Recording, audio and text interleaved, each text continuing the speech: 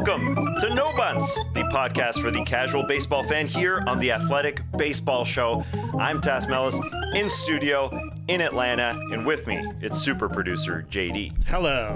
What's going on, JD? And with us all season long from Taiwan, but he's got Toronto in his heart, especially today, I'm sure. It's Joel McMillan. Joel, what's going on? I am doing well. I'm happy to be here. Lots to talk about today, Tass. Absolutely. Usually I ask you if you fed the cats, but you've got a new background for those of us following along on YouTube on the Athletic Baseball Show channel. A stadium. That's gorgeous. What stadium is that?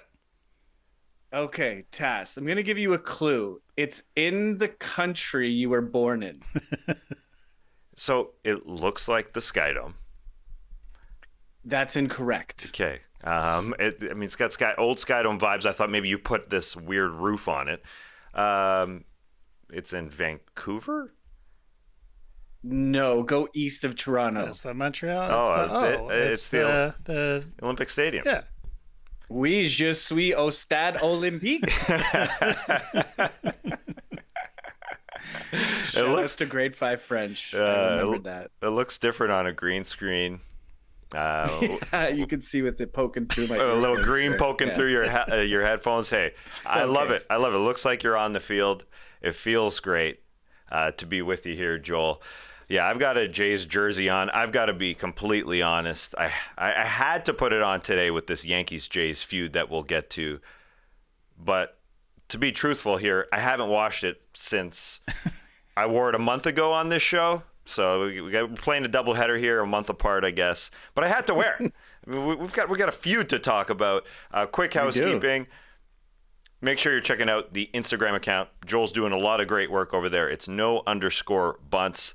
We're having a lot of fun there, as we're going to have a lot of fun today, because we will be building custom stadiums. It's going to be so much fun. The three of us are going to construct a ballpark, pick our own city, team name, and more details of the stadium in a fun little draft format. We'll get to Yer Out. We do that a lot here, where we have to eliminate one option. But first, the 5 best things in baseball this week.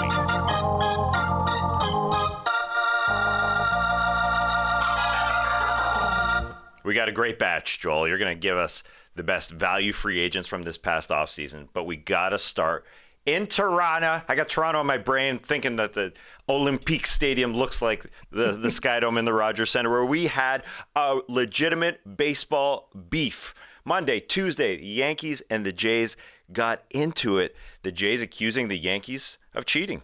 Aaron Judge on Monday in Toronto. Let's take you through some of the events. 8th inning. He's up at the dish.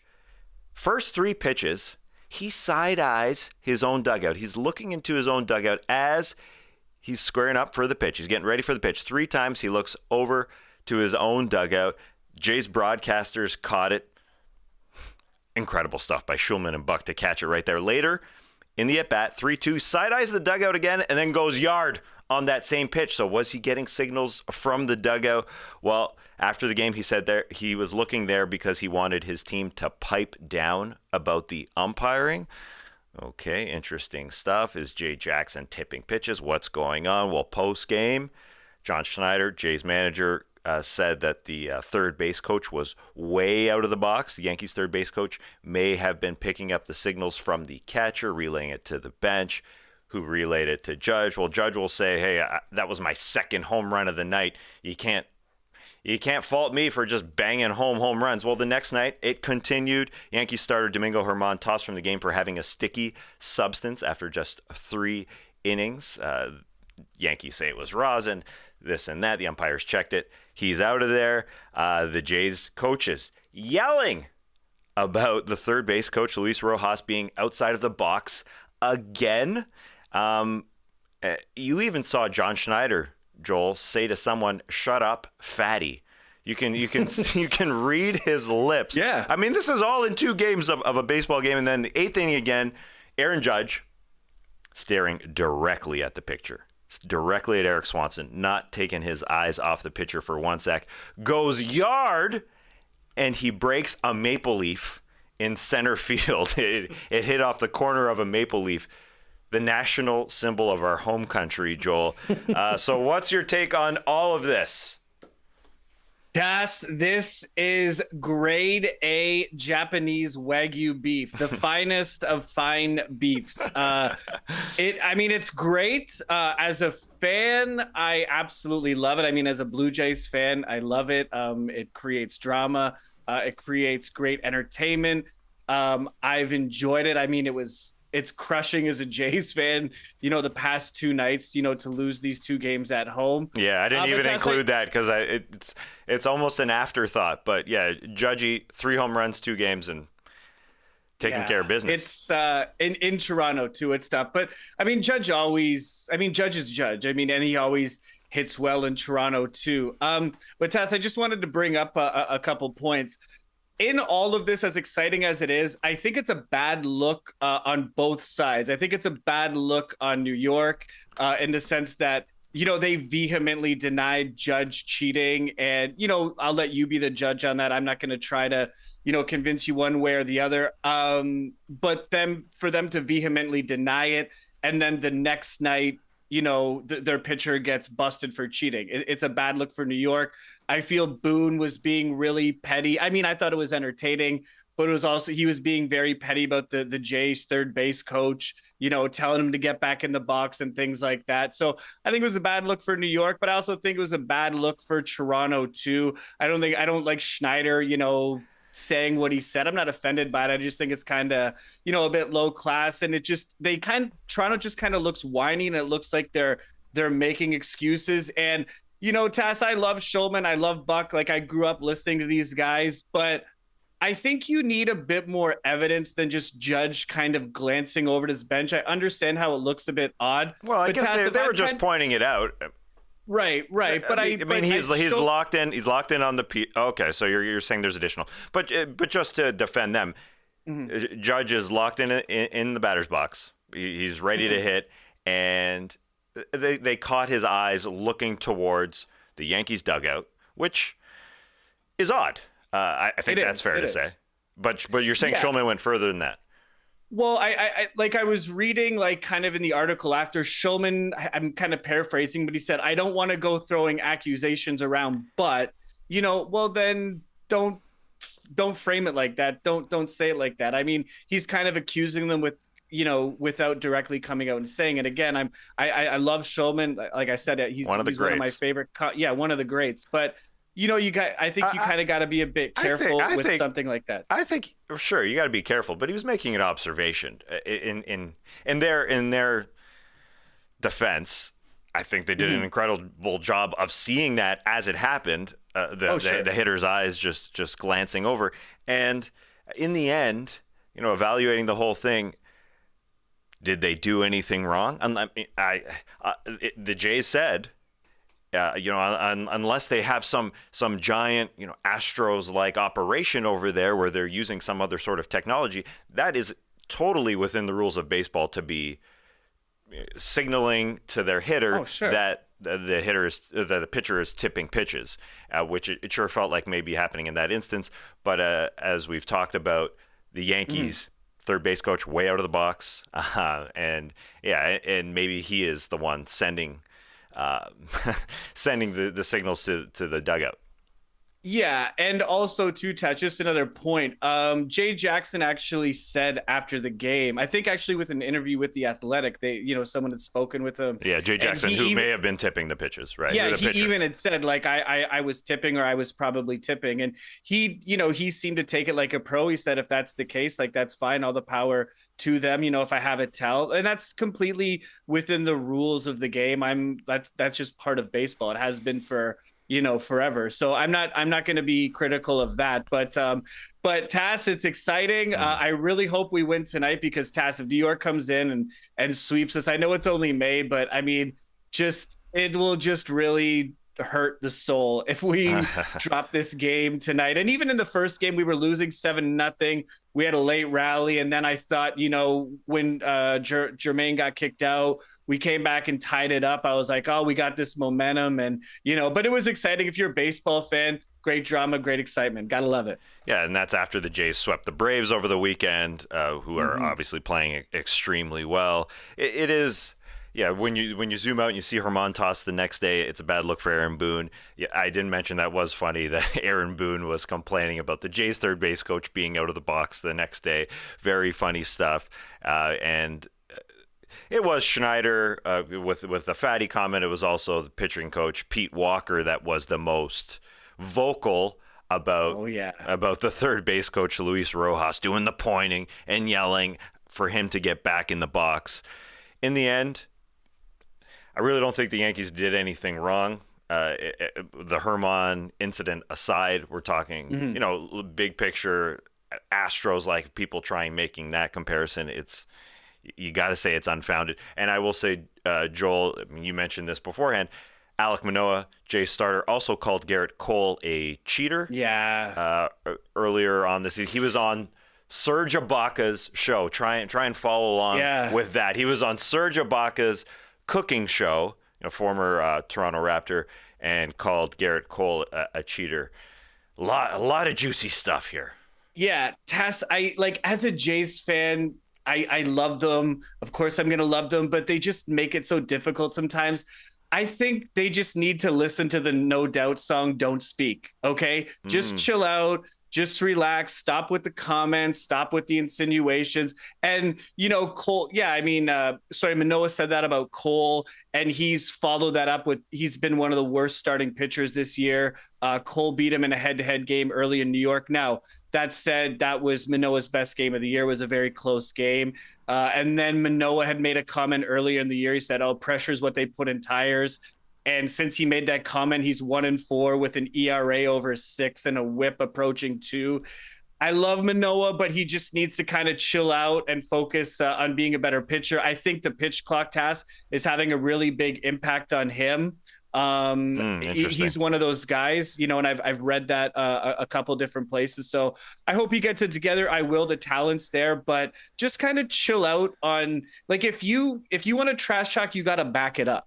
And the Jays haven't really done that. Vladdy said this year was the trailer. Next year is going to be the main movie or whatever. Manoah says that. You got to back it up, because if you don't, you just look like total clowns. So let's just chill out.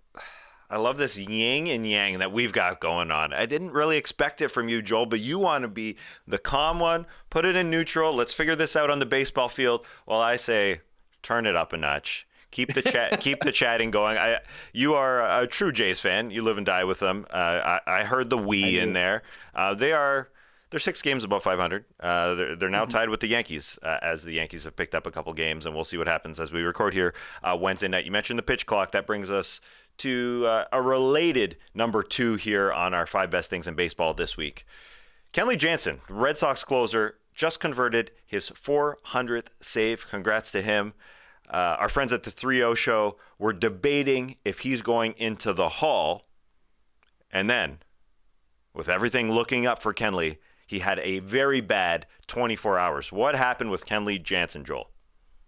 Yeah, so he had a ceremony Friday night at Fenway Park, to mark this great career achievement. And then he proceeded to go out and blow the save Friday night. And then he blew the save Saturday afternoon as well. I mean, obviously, you feel for the guy, to have that ceremony, then basically to go out and do that.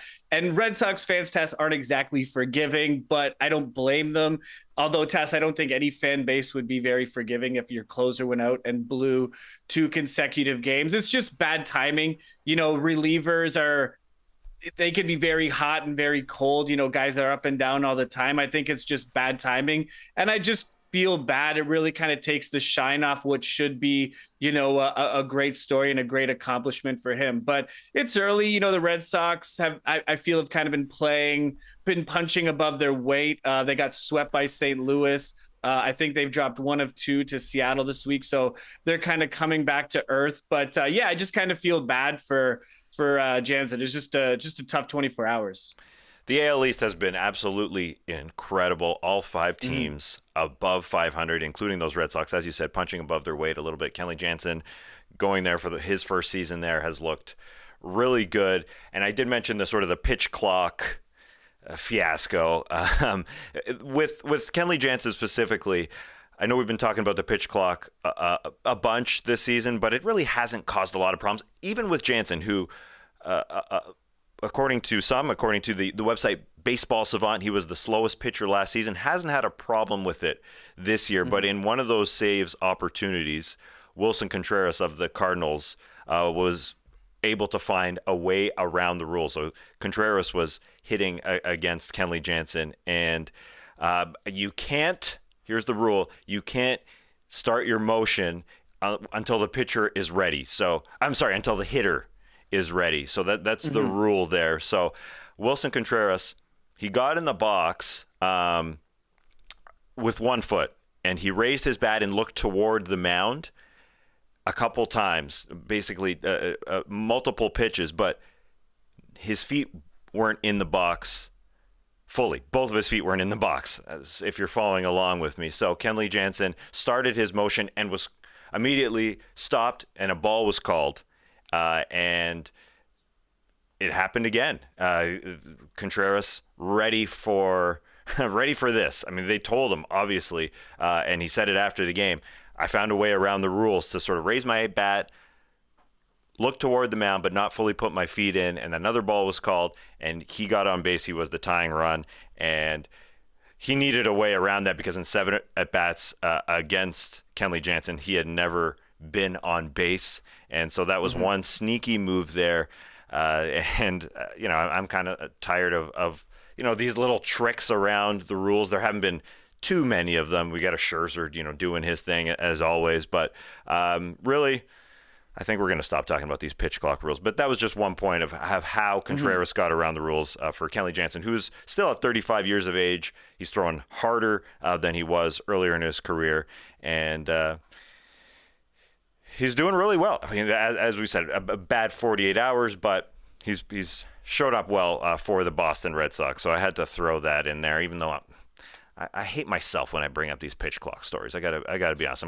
I'm just kind of tired of guys trying to get around the rules, and hopefully that'll be the last time we talk about it. Let's talk about some great free agent signings, Joel, that you wanted to get to. Not something that's exclusively happened this week, but again, best value free agent signings that we're seeing so far, 6 weeks into the season. Who's on your list, Joel? Oh, I see a Blue Jay. We'll get out of the AL East one day, but I see a Blue Jay, baby.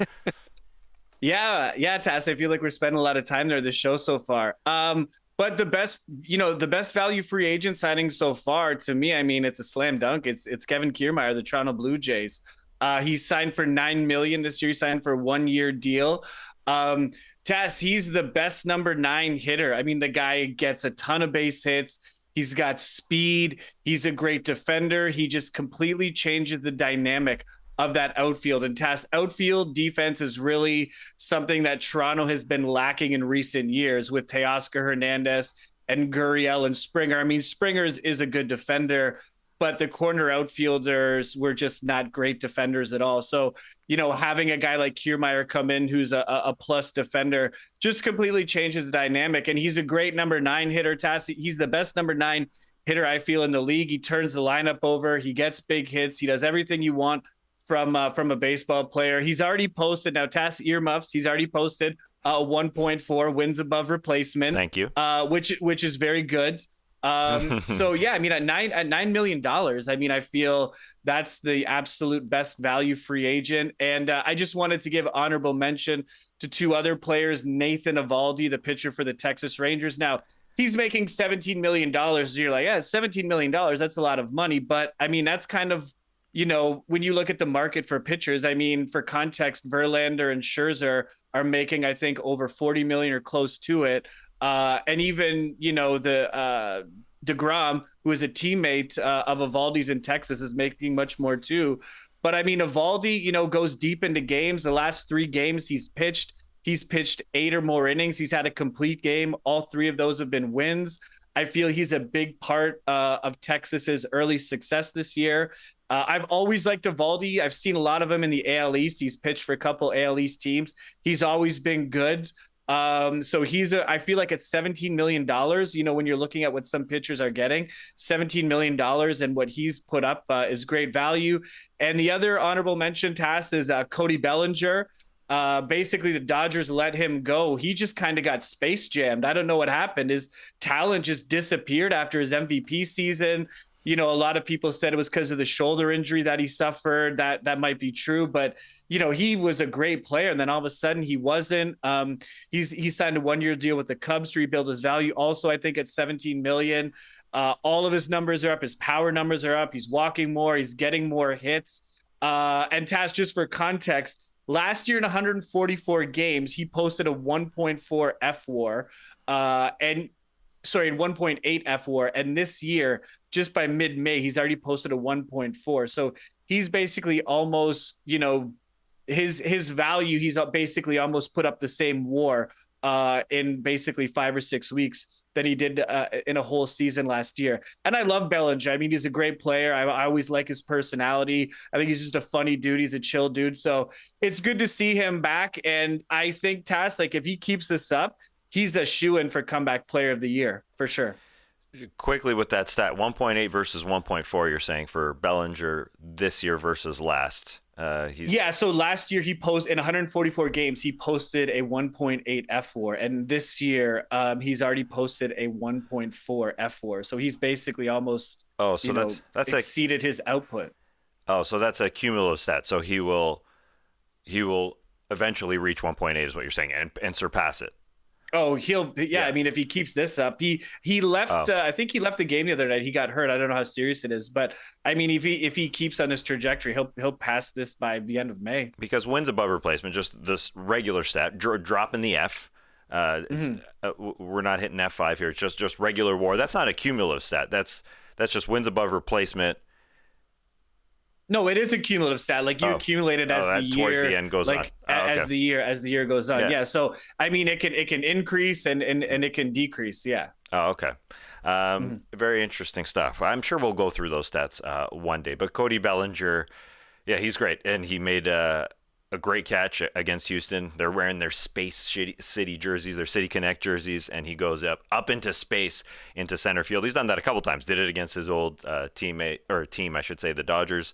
And yeah, so thanks for taking us through it. Bellinger, yeah, comeback player of the year. Evaldi, not getting to shine, obviously, because I think because DeGrom is there, but he's been great. 2.7 ERA for him. And Kevin Kiermaier. Well, we're done talking about the Blue Jays, but he has been awesome. He said when he signed, I love the renovated stadium. I love the center field fence. I'm going to go above that fence and catch a ball. And he did it in the first freaking game there. So he said it in December, and then it is cool to watch some great outfield defense. The renovations bringing down the fence in the Rogers Center that isn't the building that you're sitting in front of, but kind of looks like it. Anyway, it's been great for him, Varsho, and Springer. If you like defense, you should watch the Toronto Blue Jays outfield play ball. So we've gone through 3 of the 5 best things in baseball this week. Let's move on because we got to build a freaking stadium, and I know that's going to take us a bit. But I had to include a walk-off bunt. It doesn't happen. Watch this. We had a walk-off bunt. I would feel like we're doing listeners a disservice if we didn't include this. 1st and 3rd, 1 out, bottom of the 9th. It's a tie game. And Royals, Freddie Fermin squared up at the last second, surprised the pitcher, and laid it down. It was a 98.3 mile per hour pitch, a little difficult to square up. Drops it down. He squeezed in a runner from 3rd. It's a walk-off bunt. Walk-off bunts are rare, Joel. I wanted to throw these stats at you. It's not quite F-WAR, but in the last 5 seasons, there have been just 3. Yeah. 3 walk-off bunts, and according to the Elias Sports Bureau, it's happened 20 times in the last 20 seasons.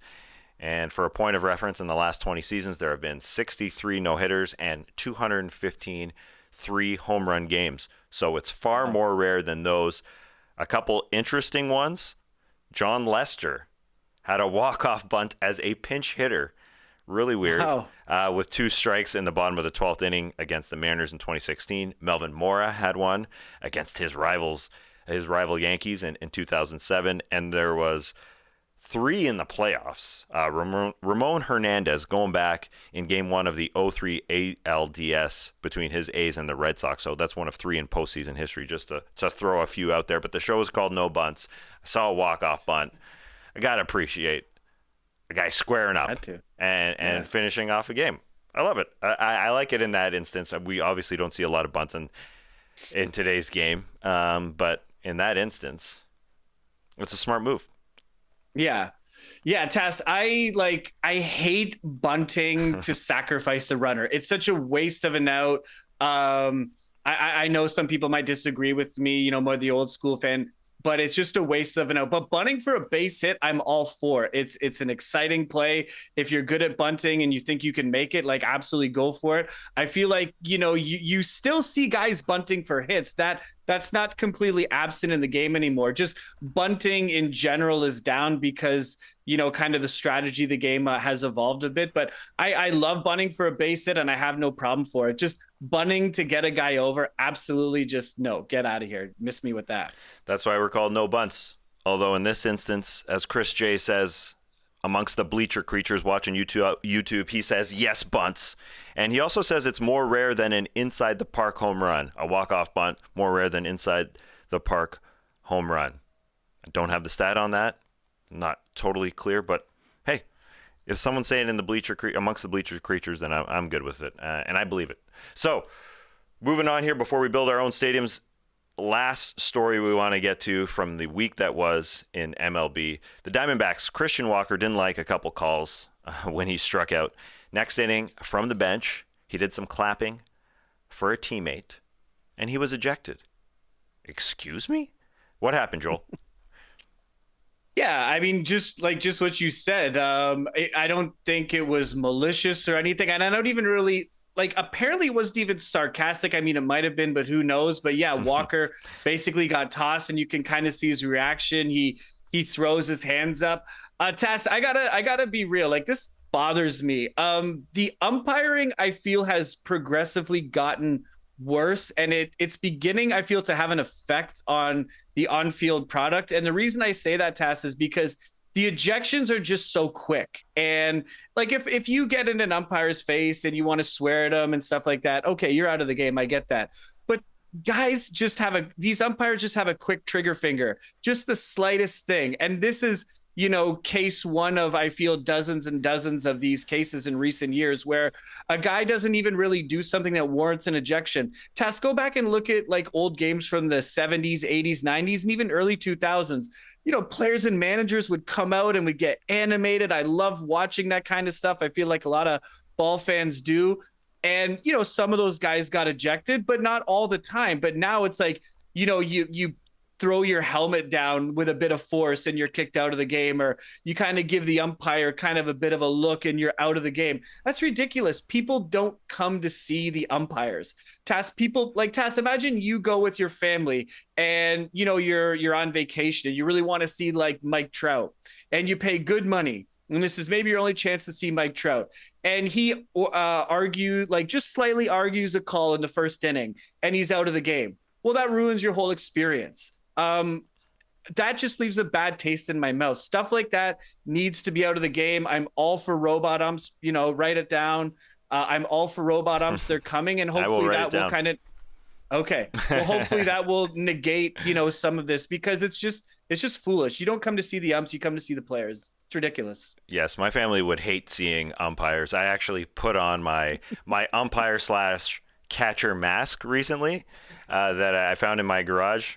Scared the crap out of my kids. So you're totally right, Joel. Yeah, in this instance, Walker was at the plate the inning prior. He took strike 2, didn't like the call, and then he checked his swing on strike 3. First base ump said he went around K. He was yelling as he went back to the dugout. Next inning, his teammate Nick Ahmed up at the plate. A check swing went Ahmed's way, so he was clapping from the bench. Yeah, he was clapping, and you could hear it in Chase Field in Arizona, clearly on the broadcast. Our friends at Nonsense Sports did a good, are they our friends? I don't know. We'll find out. But they did a good job of breaking it down on YouTube. And then you could hear it, and the umpire didn't like it. Marquez, the umpire, He heard it. It was clear as day, and he felt it was towards him. It happened a second time, and he just said, "No more clapping. You're gone." And I'm totally with you. It was for clapping. I mean, come on. It was really clapping. Get out of here. It was a thin-skinned umpire. There's no doubt about it. All right, Joel. I've been staring at this book I have in front of me. It's called Ballparks. I can't wait to build a ballpark with you and JD after this quick break. We're going to build our own custom stadiums. We'll be right back after a very quick break.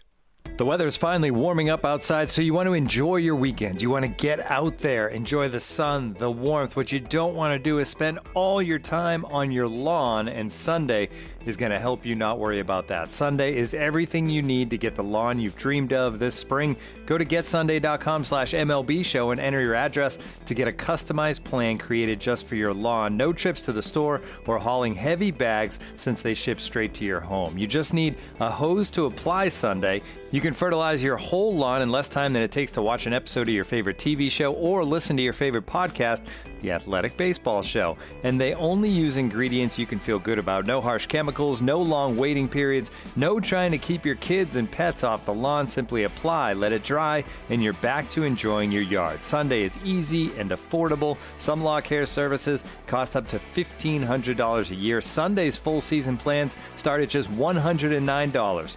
And for a limited time, Sunday is offering our listeners 50% off your first box, so you can get started today for as little as $55 when you go to getsunday.com/MLB show at checkout. That's 50% off your first box at getsunday.com/MLB show.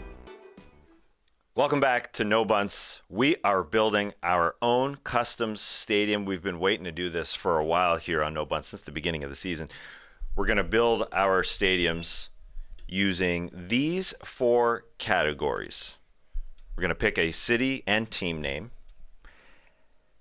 Can't be a current MLB city. New team, new city. Then we're going to have a unique characteristic in that stadium. That'll be our second round of picks. We are going to create a signature snack and drink for the stadium, and then a post-game stadium celebration. All 3 of us will be drafting. And then we'll take a look back at who did it best. You guys will tell us. Make sure you hit us up on Instagram, no_bunts, or people live here will tell us who did it best. The listeners will decide. So it's the 3 of us here. Joel, since you live the furthest, we're giving you the advantage. You're up in the top of the first. You'll get first pick. So city and team name. Joel, what do you got? Okay, so for city, I'm gonna go Salt Lake City, and the name of the team is gonna be the Salt Lake City Mountaineers. Obviously, there's lots of beautiful nature, lots of beautiful mountains in Utah, and the name of my stadium is gonna be called the Apex. Interesting. Tell us more about the Apex.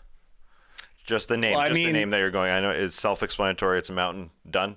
Yeah, well, Tass, I'm going to actually come back to that when I talk about my snacks, okay? So we'll just put a pin in that. All right, the SLC Mountaineers, Salt Lake City Mountaineers. The stadium's called the Apex. JD, to you. Well, let's see. What's still on the board? Oh, I don't know. Maybe I'll take Austin. No, I'm just kidding, Tass. I already called it pre-show. Pre-show, this guy.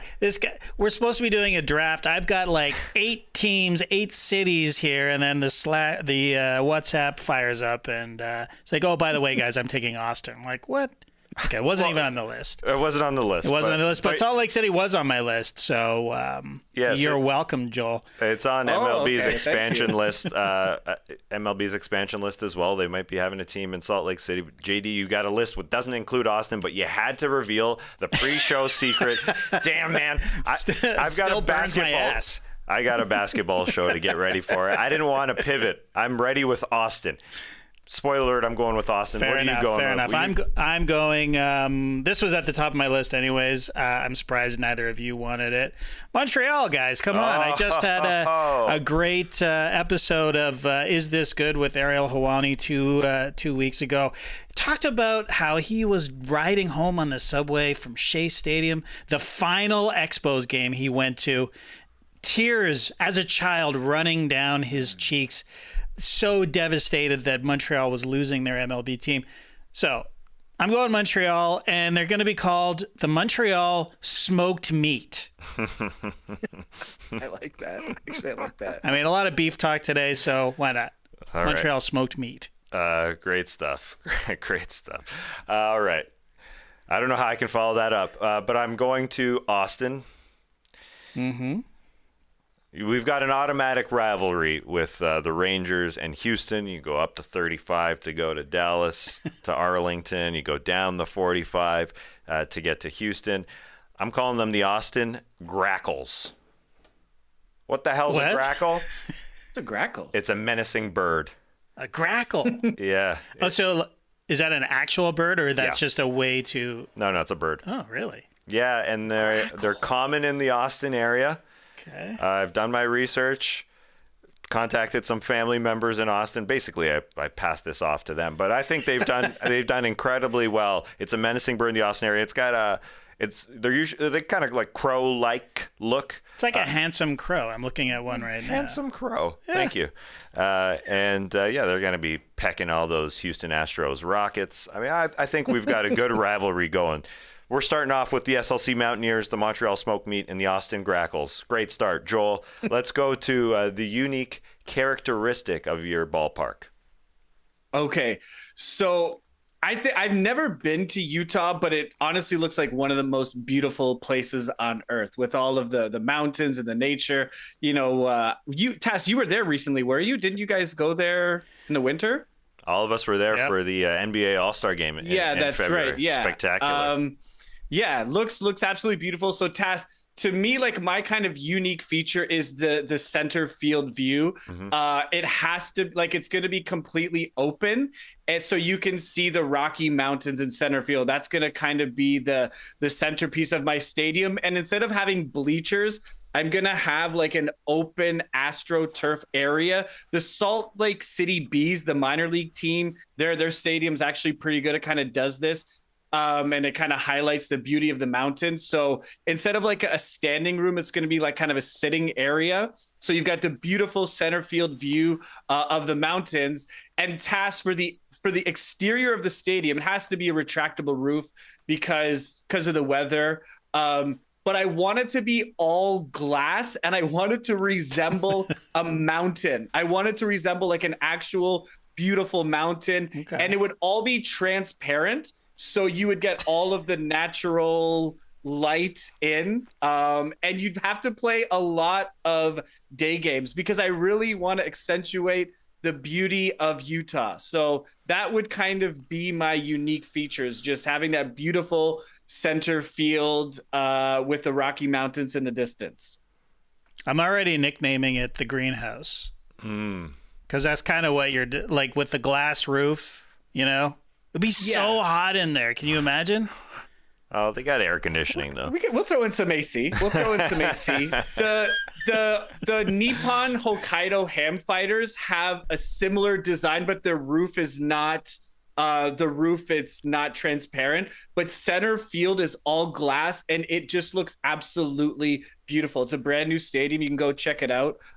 So I would want it something akin to that, but have it all just kind of glass. Yeah, in the shape of a mountain. I think Mercedes-Benz has, on either side, has big glass windows, right? Like you can see outside, even when the roof is closed. Am I dreaming? Which stadium? Mercedes-Benz here in Atlanta. Mercedes-Benz here in Atlanta. Oh, okay. It's sort of like Globe Life Field for the Rangers, where I think a lot of new ballparks are utilizing this, where you walk into the stadium and the concourse feels like it's really open and you're seeing glass windows as much as possible, as much as engineering allows for it, because people just want it open. I think that's what Joel is going for here with the skylight, essentially an incredible skylight that's shaped.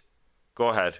I see you want to rebut. Well, yeah, I wanted to kind of build on your point. Yeah, like the open concourse areas, you're just surround like a panoramic, kind of view or surrounding of all that beautiful nature there in Salt Lake. Yeah, absolutely. And it's going, again, just to clarify, that glass is going to look like a mountain range. It's going to resemble a mountain. It's going to resemble an actual mountain. I know it sounds insane. Kind of like not in the same vein of like the old Memphis Pyramid, in that vein. Now I think it's a Bass Pro Shop, but kind of in that vein. Yeah. It is, yeah, the Bass Pro Shop. All right, I'm going to go with something similar a little bit later. So I like how you set people up, but mine will be better. I think than yours, but I like where you're going, Joel. I find it interesting. You mentioned Mercedes-Benz Stadium here in Atlanta. They have a very small opening at the top that is retractable. Small. I mean, small is a relative word. It's probably like, I don't know. It's like a sunroof on a car almost. Yeah. It's not like you don't even when the roof is open, you don't feel like you're outside. You just Yes. It's nice that when it's open, but yeah, it's for all those well-traveled. It's like the Pantheon, you know what I mean? Like it's kind of like it's what it is to me. I worry about yours, Joel. When you retract, or will you be able to tell? I guess not when you retract, but will you be able to tell that the stadium is? Can you tell that it's a mountain range? Will you be able to notice? Because sometimes when I'm at, let's say, Mercedes-Benz Stadium, I don't even notice what's going on up there. I just don't look at it up there. But I guess this is huge. That's a good question, Tass. I'll have to talk to the engineers and the architects about this one. I'll get back to you. I'll send it to you in an email later. Yeah. You're totally right about not when you're in Mercedes-Benz. Like, well, I've been in there before, and it's like, oh, is it raining? And looking up and then realizing, being there for hours and then realizing, oh, the roof is open. Mm-hmm. You know what I mean? Like, yeah. But hold on. I mean, I'm projecting Mercedes-Benz on Joel's stadium. That's not fair. It's not fair. Your engineers are going to do an incredible job. And it wasn't a great question. Don't even pander to me. It wasn't a great question. You've got an incredible mountain rangey glass skylight that's taken over the stadium. That's your unique characteristic for the SLC Mountaineers. Is it okay that I'm calling them the SLC Mountaineers and not the Salt Lake City Mountaineers, by the way? I'm not mad at you, Tess. Okay. I'm not mad at you. Go ahead. JD, what's your unique characteristic?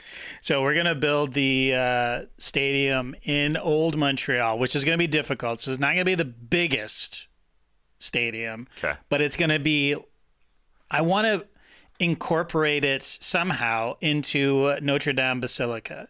So it, like, almost, you know how in Union Station in Toronto, they sort of built around it and they built up and around it? That's kind of what I want to do with the arena.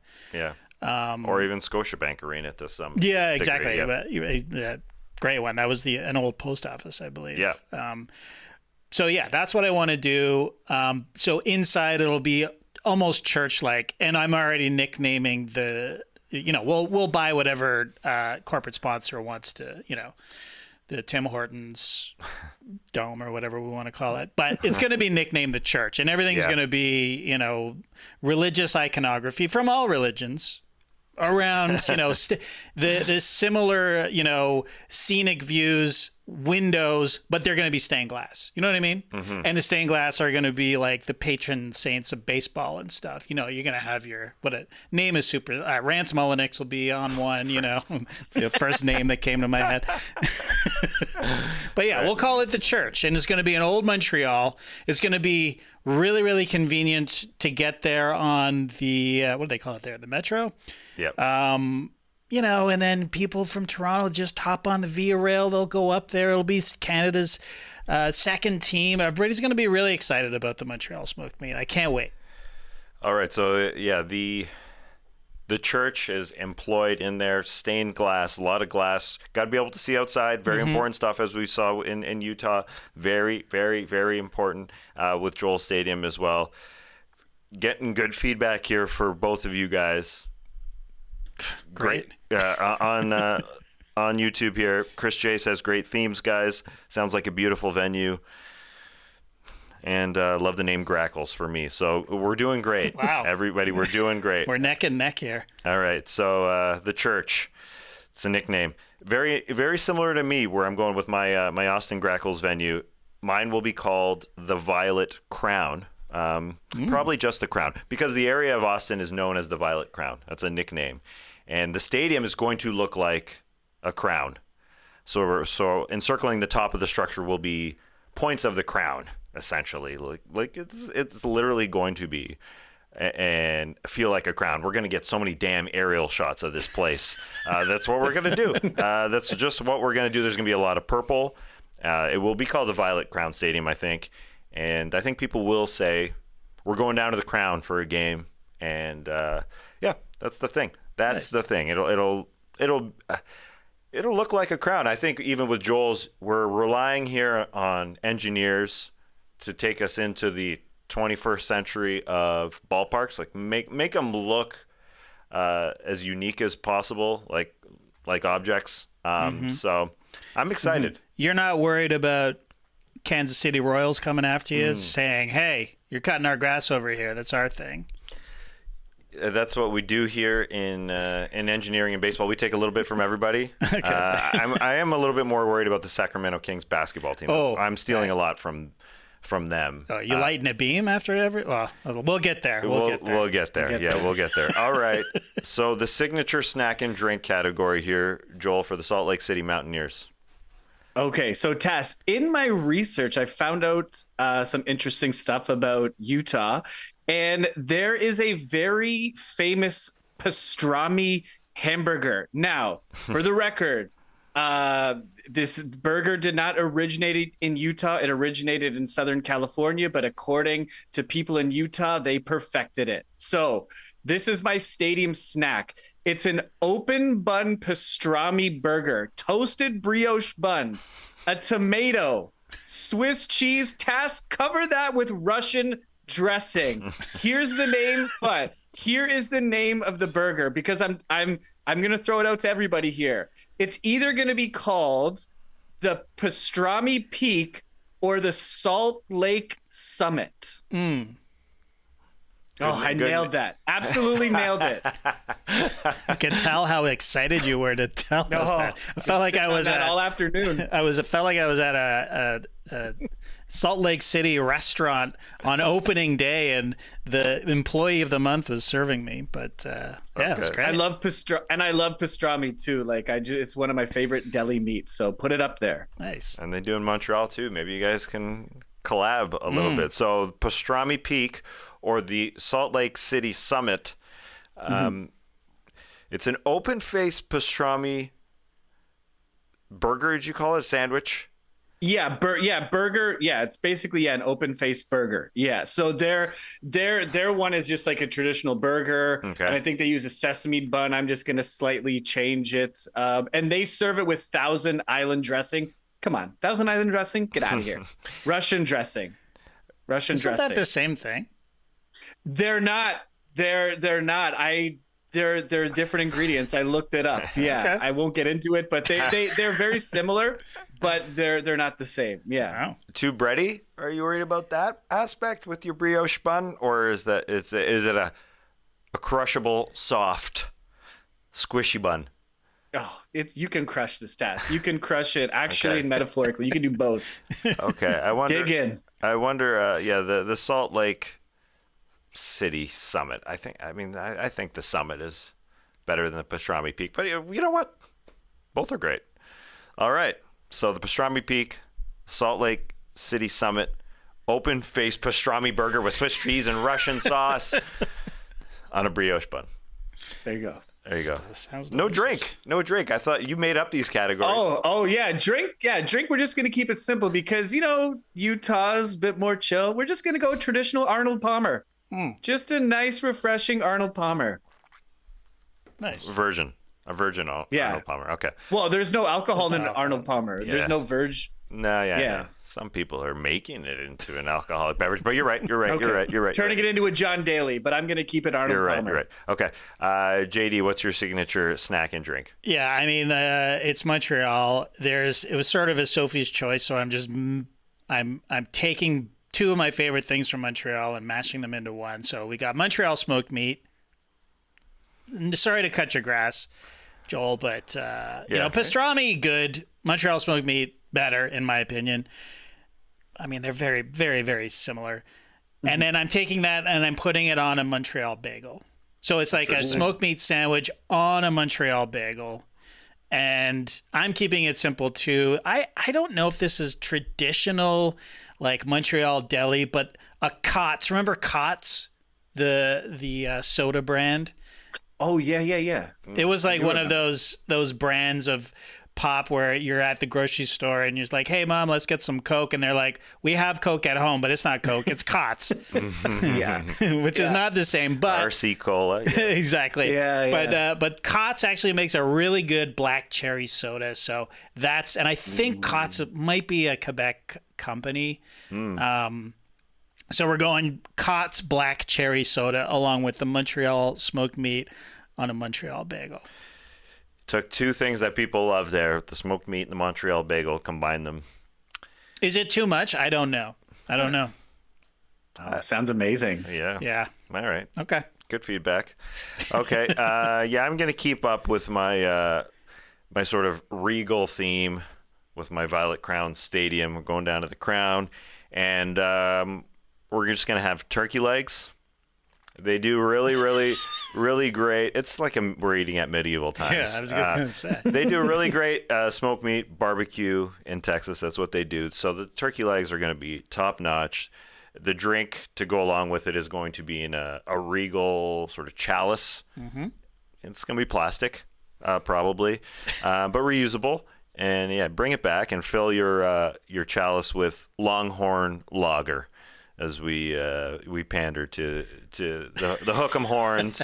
We'll get Matthew McConaughey down here to have a turkey leg and some Longhorn Lager. You guys are more creative. You killed it. You can hear the disappointment in my voice as I talk about my turkey leg and Longhorn Lager. But hey, smoked turkey underrated. Like it's turkey in a smoker. Oof, so good. It's not as good as smoked beef, though. You're right. That's true. But it's fun to. It's a good image, like the big turkey leg with the chalice. We're at the Crown. Yeah, I think I'd rather go to my stadium, but I think I'd rather eat at your stadiums. Well, listen, you guys are all doing great. You're all doing great. So let's go. Let's finish off the Apex. What's your post-game stadium celebration, Joel? Okay, so Tess, if the home team wins, if the Mountaineers get the W, a giant animatronic mountain will emerge from center field. It'll be very tacky. And like, Tess, do you remember that old statue the Miami Marlins had in their new stadium, but they actually removed it? It was with the Dolphins. Do you remember that? Yeah. Okay, so it would be something akin to that. That was such a weird thing to have in that stadium, but it's so campy and tacky, but I loved it. So it'd be like that, and it would emerge from center field, and this animatronic mountaineer would climb the mountain while the song, and I got to look this up, Rocky Mountain Way by Joe Walsh plays. And when the Mountaineer gets to the top, he plants a flag that says Mountaineers win. And then just listen to the smooth sounds of Joe Walsh. And I looked it up. That song is not about drugs, alcohol, or anything bad. It's about his experience leaving a band. So good family fun, great song. Let's just celebrate a Mountaineers win. That's such a slow, grinding song as well. It's going to take forever for that guy to get to the top. I know. But I know, you're right. But it's a smooth song, and it comes on, and you just kind of bob your head and lean forward. I'm like, yeah, Mountaineers win. Let's go. So that's my celebration. It's going to make you want to stick around the stadium. Sometimes these celebrations are so quick. I mean, you see them, and then you're done. It happens here down in Atlanta. Fireworks, done. In this instance, you're going to see that slow animatronic mountaineer going up. Savor it. Savor that win. It makes me think of The Price is Right. Yeah. That's exactly, yes. I love, like, when remember like the old games at the exhibition when you have to throw the ball in the hole, and the first one to get, like, I want it to be exactly like that. Just super nostalgic, super kind of silly like that, but I want it. Yeah. Gotta have something nostalgic. That's a good one. Love it. Very good one. All right, JD, what is your post-game stadium celebration? Yeah, I didn't overthink this, and I was admittedly inspired by the Rakuten girls that we were talking about last week. It's going to be Cirque du Soleil. Acrobats come out on the field from all over. You know, they'll just descend upon the field and around. You know, it'll be suddenly you'll feel like you're in a Cirque du Soleil tent. Just and all manner of acrobats happening. You got the bike on the tightrope. You got flips and the trampoline stuff that they do. It'll be an absolute spectacular. It'll last for like 2 or 3 minutes, and that's it. And then maybe some fireworks, but really, it's all about the Cirque du Soleil, which I believe was born in Montreal or close to Montreal. So, keep it a homegrown talent, something unique to Montreal, and it's something that people all around the world love. On the field, we're going directly on the turf, or are we on the stages? I'm just worried about your surface. I'm worried about the ball players not happy that you're digging into their grass. What are we doing here? The groundskeepers are not going to be happy, but it'll be worth it, I think. All right, great stuff. The Cirque. The Cirque. Okay. I am going with, at my diamond, at Old Violet Crown Stadium, the crown on the stadium that has been engineered. It's the 9th wonder of the world. Those points are going to light up. It's going to glow. It's going to look like a purple crown. The sort of encircling the stadium. It's a purple crown so bright you can see it from space. That's how bright it's going to be. Thank you to the Sacramento Kings for a bit of the inspiration. They're lighting the beam in Sacramento whenever they got a win. So it's a straight beam from the roof of the arena. This is taking it up a notch. And as Chris Shea says here, amongst the bleacher creatures on YouTube, could be sponsored by Crown Royal. Oh, good. I'm thinking about money, unfortunately. Although Chris J also says Tass getting left in the dust. Sorry, Tass. He loves yours, Joel, and he loves yours, JD, far more. So Joel, take us through. That's the end of our drafting. We could have gone way further. We could have done even more, but we do care about your time here on No Bunts. So maybe we'll blow it out a little bit later in the year when we're hanging out in the summer. But do you want to wrap up, summarize your whole stadium experience for us, Joel? Yeah, so we've just got Salt Lake City Mountaineers, open center field with the beautiful Rocky Mountains in the center field. You've got the pastrami burger as your stadium snack, and you've got an animatronic mountaineer climbing up, planting a flag while Rocky Mountain plays by Joe Walsh. All right, there's Joel. What do you got? What do you got in summary here, JD, so the people can tell us who is best? So my city is Montreal. They are the Montreal Smoked Meat. That's the name of the team. The stadium is going to be built next to Notre Dame Basilica in Old Montreal. It's going to have a very much a church vibe. It'll be nicknamed the Church. My signature drink and snack is a Montreal smoked meat sandwich on a Montreal bagel, and it's served with Cott's Black Cherry Soda. And the post-game celebration is Cirque du Soleil acrobats everywhere descending upon the field and over the dugout and even over your heads. Fantastic stuff. Mine, we're the Austin Grackles. Come play with us. See if you like playing with a grackle. The stadium, it's a crown, as the area there is called the Violet Crown. Let's go down to the Crown and have some smoked turkey legs with Longhorn Lager, of course. And that crown on the stadium is going to light up whenever we get a victory. Let us know who did it best. No_bunts on Instagram, or give it a whirl yourself, as Hootski did here on YouTube. His team, the Portland Pines. Okay, I like that. It's okay. Good. The stadium, it's got a forest vibe. Trees everywhere. Make them the foul poles. I don't know how that'll work. Two mighty redwoods are the foul poles. It's going to be called the Pine Cone. His food's going to be called the Pine Cone, a special voodoo donut, which is a local place, and sap, Spanish coffee, which was invented in Portland to go along with the donut. It's nice. Giant wood carvings for the stadium. Boom. So great stuff. Chris J says, JD, you won. Let us know who won. JD, Joel, or myself as we built our custom stadiums. But for now, we got to get to another edition of Yer Out.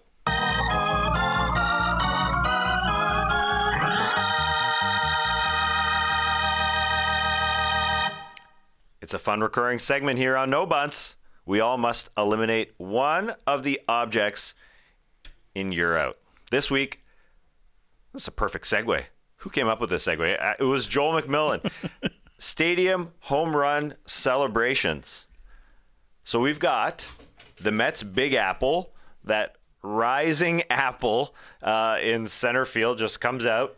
It's a funny one. Comiskey Park, the exploding scoreboard. It's been around forever. That's a great one. Or we're going to a minor league team for the third one. The Durham Bulls, snorting bull.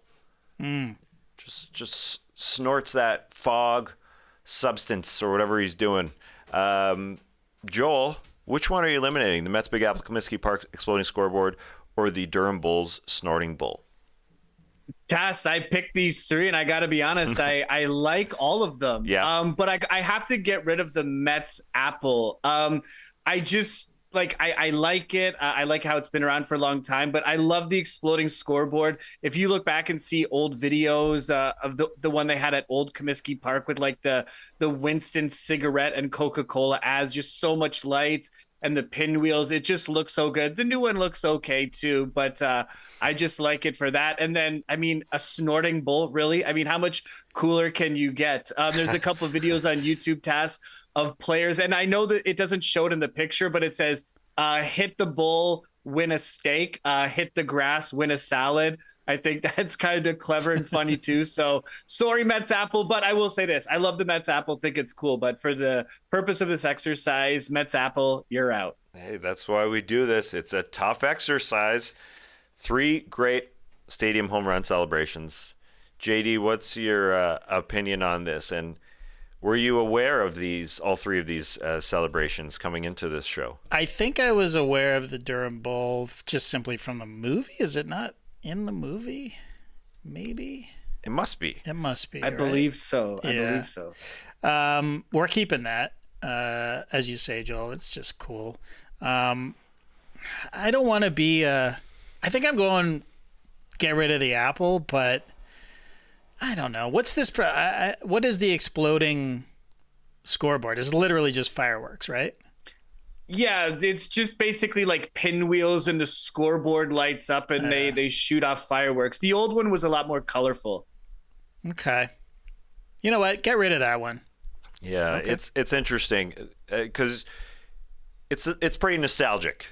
Joel, you're excited for the old one, the old Comiskey Park, and when that came around, it was super cool. It was ahead of its time back then. Now, it's fireworks. Everybody does it. It's not the same. Yeah. So I think I'm getting rid of that one. As you know, people will say, well, the Mets Apple is far less entertaining. I mean, it's an apple rising. It comes just like up, how it looks. Yeah, I like the simplicity of that one. It's funny. Yeah. It's funny. So, I'm getting rid of Comiskey Park's exploding scoreboard. Although, I used to like it. The old one, as you said. That was the one. But they're setting off fireworks every time the Braves get a home run now. So it's like it's not a new or exciting thing. I mean, they're setting off fireworks inside the Sky Dome, like with the roof closed. Yeah. So it's not, it's not original. Yeah, exactly. That's what I'm looking for. Yeah, and I'm not into the fireworks indoors because sometimes it works out fine. Me too. What don't you like about it? Just doesn't work. I mean, like you're shooting them high up into the air. The Sky Dome when it's closed, fireworks. No, it just I don't know. It looks ridiculous to me. I don't like it. Yeah, and sometimes it can clear up really quickly, but sometimes there are some. It gets a little smoky. Just everywhere. Yeah. Yeah. So sometimes you literally can't see everything in the stadium for a bit. What's the significance of the X on the Big Apple? Joel, are you aware? Oh yeah, so because you said, can you send me some photos? And so, a Mets player, I think it was Pete Alonso. I could be wrong. Maybe the Bleacher Creatures can help me out. But a Mets player hit a home run and it hit the actual apple. So kind of as a joke, they put a Band-Aid on it for the next game. Yeah. So that's not a regular thing. That was just for that event. Okay, great stuff. And the Bleacher Creatures helping out here. Hootski with some Durham Bulls movie knowledge. Can't get rid of the bull, he says. The scene in Bull Durham where it gets hit after Crash tips the pitch, and he's like, he gets a fucking steak, is too iconic. So there you go. There you go. Great stuff. Bleacher Creatures coming through. Joel coming through. Fantastic stuff, Joel, today. That was a great show. A lot of fun for everybody. Make sure you're subscribing either on YouTube or wherever you get your pods. It's the Athletic Baseball Show feed. Or if you want the best sports writing in the world, head on over to theathletic.com/baseball show or theathletic.com/no-dunks. $2 a month. Best sports writing in the world. For JD, for Joel, we'll see you next time.